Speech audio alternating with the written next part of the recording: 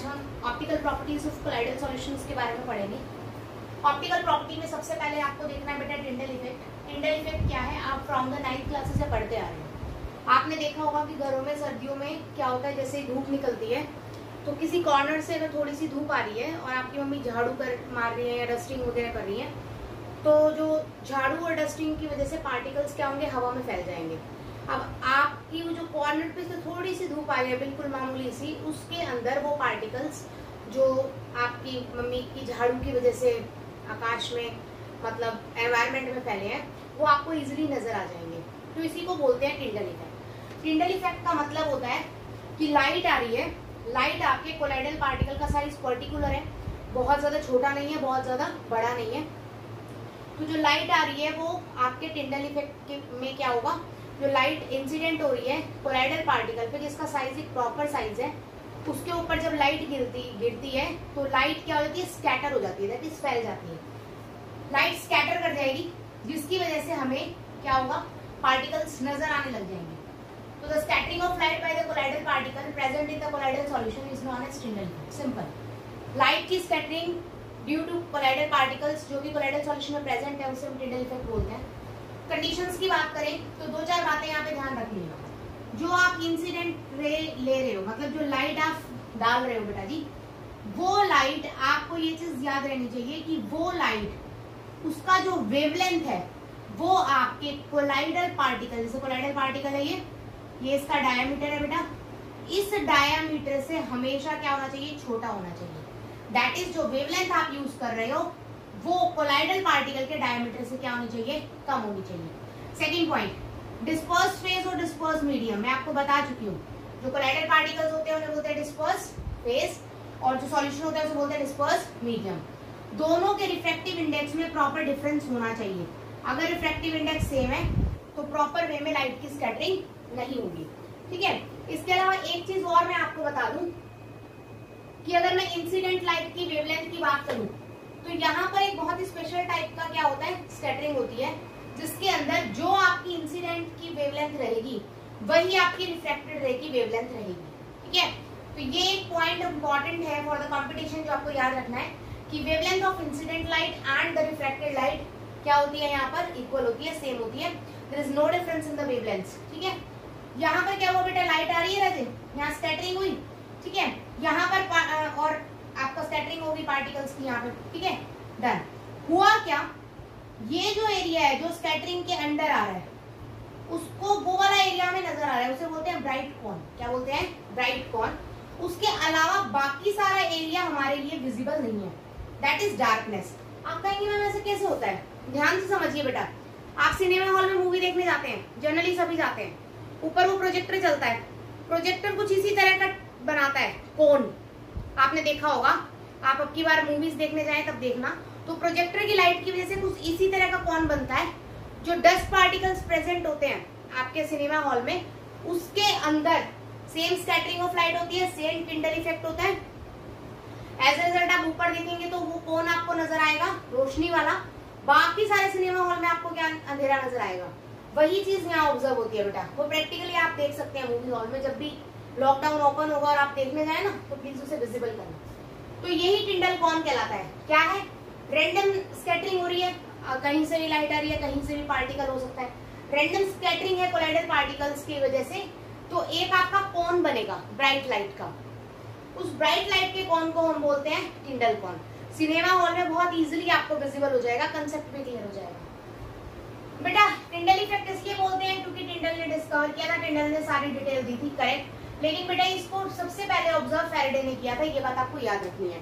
Firstly observed by Faraday and then detail studies done by the Tyndall effect, ठीक है। अगर हम इसकी इंपॉर्टेंस करें तो अल्ट्रा माइक्रोस्कोप्स बनाने में इसकी इंपॉर्टेंस होती है कि प्रॉपर एक हाई रेंज ऑफ ब्राइट कॉन चाहिए होता है हमें चीजों को ऑब्जर्व करने के लिए अल्ट्रा माइक्रोस्कोप में।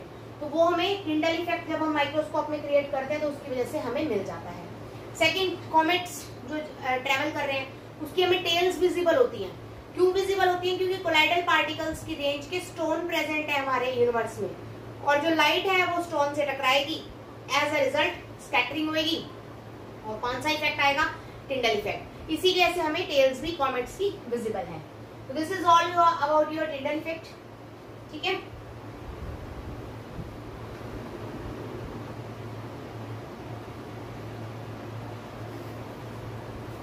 नेक्स्ट देखते हैं हम ब्राउनियन मूवमेंट्स।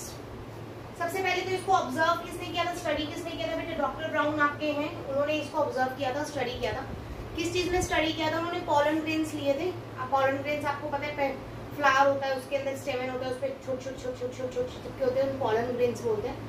उन्होंने क्या किया, पॉलन ग्रेन्स को जस्ट एक्सीडेंटली उन्होंने वाटर में डाल दिया और उन्होंने देखा कि pollen grains are moving in a zigzag pattern. कुछ इस तरह का पैटर्न जो है पॉलन ग्रेन्स फॉलो कर रहे थे। तो जिगजैग पैटर्न जरूरी नहीं होता ऐसे ऐसे हो, किसी भी डायरेक्शन में हो सकता है। तो जिगजैग पैटर्न फॉलो देखा उन्होंने कि पॉलन ग्रेन्स वाटर में डालते जिगजैग पैटर्न फॉलो कर रहे थे। तो उनके मन में ये बात आई कि जब pollen grains zigzag pattern follow करते हैं तो क्या कोलाइडल पार्टिकल्स जो कि लगभग सेम रेंज के हैं वो भी क्या जिगजैग पैटर्न फॉलो करेंगे। और उन्होंने क्या किया, कोलाइडल पार्टिकल्स को, दैट इज कोलाइडल सॉल्यूशंस को उन्होंने अल्ट्रा माइक्रोस्कोप के अंदर देखा और उन्होंने देखा कि continue particles are moving in a zigzag pattern. और उन्होंने डिस्कवर किया था, उन्होंने देखा था सबसे पहले तो उन्होंने नाम दे दिया इसे ब्राउनियन मूवमेंट। ठीक है, तो ये होता क्यों है बेटा, क्योंकि आपको पता है जैसे ये आपका कोलाइडल पार्टिकल है बेटा, ठीक है, ये आपके colloidal medium that is dispersion medium, और ये डिस्पर्स फेज ये डीपी, ये डीएम। तो जो डीएम है वो हर डायरेक्शन से क्या करता है बेटा, स्ट्राइक करता रहता है इस पार्टिकल को अलग अलग वेलोसिटी से। तो एज अ रिजल्ट जो डिस्पर्स फेज है कभी इधर कभी उधर कभी उधर ऐसे मूवमेंट करता रहेगा। तो this is the reason of Brownian movement कि जो डिस्पर्स पार्टिकल्स हैं वो स्ट्राइक करेंगे डिस्पर्स फेज मीडियम को in all direction with different velocities. ठीक है, तो उन्हीं को बोलते हैं हम आपका ब्राउनियन मूवमेंट। इसी मूवमेंट को नाम हमने ब्राउनियन मूवमेंट दे दिया। इसका फायदा क्या है बेटा, अगर पार्टिकल्स ऑल टाइम मूव करते रहेंगे तो सेटल डाउन नहीं होंगे, सेटल डाउन नहीं होंगे तो दैट मींस स्टेबिलिटी के लिए रिस्पॉन्सिबल है। ड्यू टू ब्राउनियन मूवमेंट ही कोलाइडल पार्टिकल्स क्या होते हैं, कोलाइडल सॉल्यूशंस क्या होते हैं, स्टेबल होते हैं। सेकंड, ये एवोगैड्रो नंबर कैलकुलेट करने में भी हेल्प करता है, क्योंकि particles are always moving in nature, वो कोगुलेट नहीं होते, इकट्ठे नहीं होते हैं, तो हम पार्टिकल्स को आसानी से क्या कर सकते हैं, कैलकुलेट कर सकते हैं।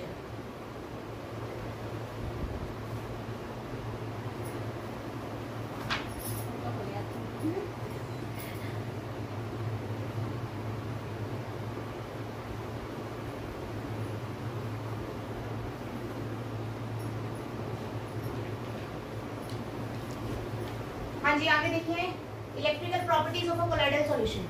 आपको मैं ये बात पहले ही बता चुकी हूँ कि कोलाइडल पार्टिकल्स जो होते हैं वो दो तरह के होते हैं अकॉर्डिंग टू देयर चार्ज, या तो पॉजिटिव चार्ज होंगे या फिर नेगेटिव चार्ज होंगे।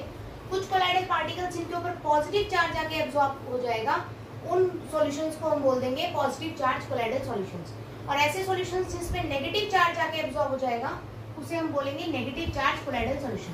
तो आपको ध्यान रखना है कि यहाँ पर चार्ज जो है वो कोलाइडल पार्टिकल के सरफेस पे आके एब्जॉर्ब हो रहा है, जिसकी वजह से आपका कोलाइडल पार्टिकल क्या बन जाता है, चार्ज बन जाता है। ठीक है, तो अब डिपेंड करता है बेटा पॉजिटिव चार्ज पहले पहुंचेगा या नेगेटिव चार्ज पहले पहुंचेगा। अगर बाय चांस आपका पॉजिटिव चार्ज पहले पहुंच जाता है, स्मॉल साइज है, मोबिलिटी ज्यादा होगी, आपको पता है, तो जल्दी पहुंच जाएगा, तो सॉल्यूशन बनेगा पॉजिटिव चार्ज कोलाइडल सॉल्यूशन। ठीक है, इसी तरह से अगर नेगेटिव चार्ज आपका पहले पहुंचता है, ठीक है, उसका साइज छोटा है, उसकी मोबिलिटी ज्यादा है, तो जो सॉल्यूशन प्रोवाइड होगा आपको वो क्या बनेगा, नेगेटिव चार्ज कोलाइडल सॉल्यूशन। तो यहाँ पर आपको वर्ड याद करना है प्रिफरेंशियल एड्सॉर्प्शन, मतलब जो प्रेफर होएगा, जो पहले जाएगा उसी तरह का कोलाइडल पार्टिकल का सॉल्यूशन आपका बन जाएगा। तो मैंने दो एग्जांपल यहाँ पे लिए, जरा ध्यान दीजिए। मैंने AgNO के अंदर Ki को मिक्स कर दिया बेटा, Ki मैंने थोड़ा सा ज्यादा रख रखा है, AgNO3 डिसोशिएट होएगा, इलेक्ट्रोलाइट है, Ag पॉजिटिव है, NO3 नेगेटिव। आपको इन दोनों में से नजर आ रहा है क्लियरली, आप 11th में भी पढ़ चुके हैं कि इसके ऊपर चार्ज डेंसिटी क्या है, ज्यादा। एज अ रिजल्ट आपके सॉल्यूशन के अंदर पॉजिटिव चार्ज डेंसिटी क्या होगी, ज्यादा, तो वो दूसरे जो इलेक्ट्रोलाइट है उसका नेगेटिव अपनी तरफ खींचेगा। तो Ag पॉजिटिव चारों तरफ किसको खींच लेगा बेटा, I नेगेटिव को। एज अ रिजल्ट जो कोलाइडल पार्टिकल आपका बना, this is your colloidal particle. ठीक है, ये जो कोलाइडल पार्टिकल आपका बना, इसके ऊपर आपको सारा नेगेटिव चार्ज नजर आ रहा है, तो this is your negative sol. यहाँ पर आपका नेगेटिव कोलाइडल सॉल्व प्रिपेयर हो जाएगा। इसी तरह से अगर मैं बात करती हूँ Ki को मैंने AgNO3 में मिक्स कर दिया, दैट मीन्स AgNO3 को मैंने थोड़ा सा एक्सेस ले लिया। अब AgNO3 को एक्सेस लिया तो Ki डिसोशिएट होगा बेटा, कम अमाउंट वाला इलेक्ट्रोलाइट होता है, ज्यादा अमाउंट में इलेक्ट्रोलाइट कोगुलेट हो जाता है मिसल फॉर्मेशन में, मैं आपको ऑलरेडी ये बता चुकी हूँ। तो जो लेस अमाउंट में होगा डिसोसिएशन उसी का होगा, याद रखिएगा। K positive I negative, charge density बेटा क्लियरली विजिबल है, I नेगेटिव की चार्ज डेंसिटी क्या होगी, ज्यादा होगी। तो I नेगेटिव है तो बेटा किसको अट्रैक्ट करेगा, सॉल्यूशन से पॉजिटिव को, as a result Ag positive को अपने पास क्या कर लेता है, अट्रैक्ट कर लेता है। Ag पॉजिटिव चारों तरफ आ जाएगा, ये क्या बन गया, कोलाइडल सॉल्यूशन। ये जो कोलाइडल सॉल्यूशन बना है इसके चारों तरफ पॉजिटिव चार्ज है, इसीलिए यहाँ पर आपका बन जाएगा पॉजिटिव चार्ज कोलाइडल सॉल्यूशन। अब बेटा एक छोटी सी बात यहाँ समझनी है, हेल्महोल्ट्ज इलेक्ट्रिकल डबल लेयर है क्या चीज, ठीक है, आप कॉपी कर लीजिएगा, मैं आपको समझा रही हूँ। आपने देखा कि यहाँ पर आपका यहाँ पर देखिए, चलिए आपने देखा कि यहाँ पर आपका Ki प्रेजेंट है, तो बेटा Ag ने I को तो अट्रैक्ट कर लिया, Ag ने, K तो बच गया यहाँ पर, तो ये I नेगेटिव अपने बाद क्या अट्रैक्ट कर लेता है, K पॉजिटिव को अट्रैक्ट कर लेता है। दैट मीन्स जो कोलाइडल पार्टिकल चार्ज होगा वो दूसरे आयन को भी अपनी तरफ अट्रैक्ट कर लेगा, करेक्ट, ठीक है। क्या बना, जैसे यहाँ पर बहुत सारे Ag पॉजिटिव थे बेटा, इन सभी ने क्या किया, अपने पास I नेगेटिव को बुला के डिफ्यूज किया कोलाइडल बनाने के लिए, यही हुआ था, Ag के पास I नेगेटिव आए थे। अब इस I नेगेटिव ने अपने पास किसको अट्रैक्ट कर लिया बेटा, K पॉजिटिव को, डन। तो यहाँ पर दो लेयर बन गई, एक लेयर ये बन गई, एक लेयर ये बन गई, तो ये डबल लेयर का फिनोमिना बना है, इसी डबल लेयर को बोलते हैं हेल्महोल्ट्ज डबल लेयर या हेल्महोल्ट्ज इलेक्ट्रिकल डबल लेयर। इन्होंने इसको स्टडी किया था, इसी के नेम पे, साइंटिस्ट नेम है ये। यहाँ पर आपको याद रखना है, ये वाली जो लेयर होती है दिस इज फिक्स्ड लेयर, ये फिक्स्ड होती है बेटा, मूवमेंट नहीं करती है। ये वैसे ही पड़े हैं आपके डिस्पर्जन मीडियम में, तो ये आयंस मूवमेंट करेंगे तो इसको बोलेंगे मोबाइल लेयर, ये मूव कर सकती है, ठीक है। तो फिक्स लेयर और मोबाइल लेयर, ठीक है। तो दो लेयर्स है यहाँ पर और दोनों लेयर मिलके बनाती है डबल लेयर। इसमें एक छोटी सी बात मैं आपको साथ में ही बताने वाली हूँ, इलेक्ट्रोकाइनेटिक पोटेंशियल के बारे में, या फिर आप वर्ड यूज कर सकते हैं यहाँ पर जीटा पोटेंशियल, जीटा पोटेंशियल या फिर इलेक्ट्रोकाइनेटिक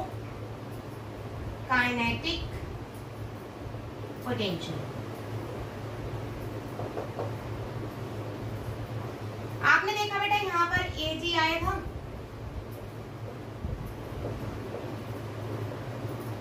I नेगेटिव यहाँ आ गया और इसने अट्रैक्ट कर लिया किसको, K positive. Done. This is your fixed layer. This is your mobile layer. Fix layer का अलग पोटेंशियल डिफरेंस होगा, मोबाइल लेयर का अलग पोटेंशियल डिफरेंस होगा। तो बेटा the difference between the potential of fix layer and mobile layer आपका क्या कहलाएगा, जीटा पोटेंशियल। क्लियर हुआ आपको?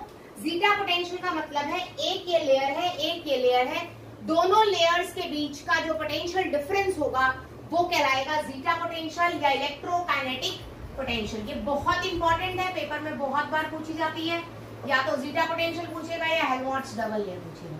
तो दोनों ही बहुत ही इंपॉर्टेंट टॉपिक है, आपको दोनों ही अच्छे से करनी है। ओके,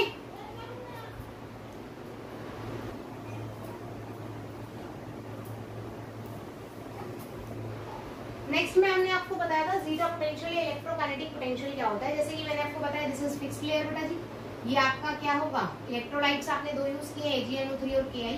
AgNO3 में से Ag आया, Ki में से I आया, तो आपकी एक फिक्स लेयर बन गई ड्यू टू डिफ्यूजन, ठीक है। उसके बाद इसने एब्जॉर्ब कर दी एक अनदर लेयर और ड्यू टू नेगेटिव आयन और I नेगेटिव, K पॉजिटिव को एब्जॉर्ब किया इसने और वो एक मोबाइल लेयर की फॉर्म में एग्जिस्ट कर रही है। तो इन दोनों लेयर्स के बीच का पोटेंशियल डिफरेंस क्या कहलाता है, जीटा पोटेंशियल या इलेक्ट्रोकाइनेटिक पोटेंशियल, ठीक है। नेक्स्ट बेटा इलेक्ट्रोफोरेसिस या कैटाफोरेसिस क्या होता है, ठीक है। अब बेटा आपको पता है कि जितने भी कोलाइडल सॉल्यूशंस होते हैं उनके पास चार्ज होगा, या तो पॉजिटिव चार्ज होगा या फिर नेगेटिव चार्ज होगा। मैंने यहाँ पर एक यू शेप ट्यूब ले ली है, उसके अंदर मैंने एक एनोड और कैथोड लगाया हुआ है, ठीक है। यू शेप ट्यूब पे क्या होगा, पॉजिटिव चार्ज है या नेगेटिव चार्ज है। मैं कह रही हूँ मेरे पास जो सॉल्यूशन है दैट इज नेगेटिव चार्ज, मेरे पास जो आपका कोलाइडल पार्टिकल है दैट इज, मैं कह रही हूँ वो नेगेटिव चार्ज है। तो बेटा वो नेगेटिव चार्ज है तो किसकी तरफ मूव करेगा, करेक्ट, पॉजिटिव की तरफ मूव करेगा, ठीक है। तो नेगेटिव चार्ज पार्टिकल पॉजिटिव की तरफ मूव करना इकट्ठा हो जाएंगे, मूव करने शुरू हो जाएंगे और यहाँ पर आके क्या हो जाएंगे, कोऑर्डिनेट हो जाएंगे, इकट्ठे हो जाएंगे, ठीक है ना। तो this is the process known as electrophoresis या कैटाफोरेसिस।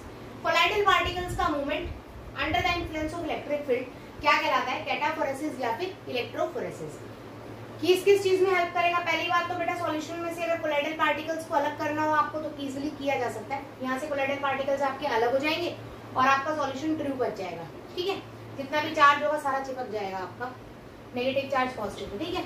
इंपॉर्टेंस, अब आप नेगेटिव चार्ज जो पॉजिटिव इलेक्ट्रोड है सिर्फ कोगुलेशन उसके ऊपर हुई है, ये वाली प्लेन है, तो ये साफ शो कर रहा है कि जो आपने यूट्यूब के अंदर पार्ट ये लिया था, सो कोलाइडल सॉल्यूशन लिया था, दैट इज नेगेटिव चार्ज, तभी तो वो पॉजिटिव पे जाके अट्रैक्ट होएगा।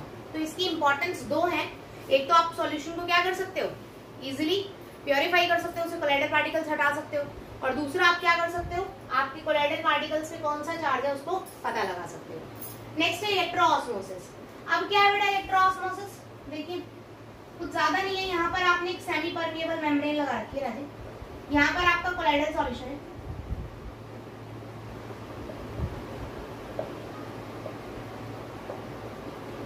यहाँ आपका नॉर्मल वाटर आपने ले लिया, ठीक है।